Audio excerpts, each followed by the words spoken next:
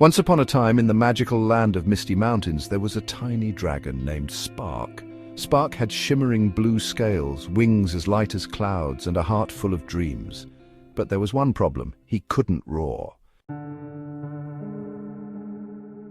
All the other dragons could roar loud enough to shake the trees and make rivers ripple. Spark, on the other hand, could only manage a little squeak. Thunder, roaring is what makes us dragons! Spark felt sad, but he didn't give up.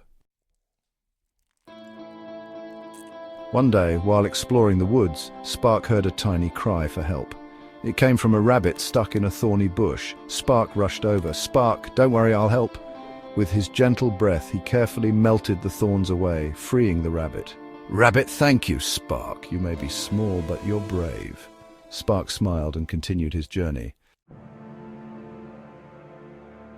Soon he found himself near a village.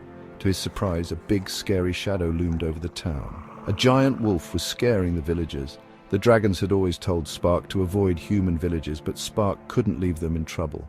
Taking a deep breath, Spark stepped forward and let out the loudest squeak he could manage. Scream! The sound wasn't a roar, but it was so high-pitched that the wolf yelped and ran away, its tail between its legs. The villagers cheered, "Hooray for the brave little dragon!" When Spark returned to the Dragon Clan, the other dragons were amazed by his tale. Thunder said, "You may not roar like us, but you are a true dragon, Spark. Your courage is louder than any roar." From that day on, Spark was no longer worried about his squeak. He knew that being brave and kind made him just as mighty as any dragon in the sky.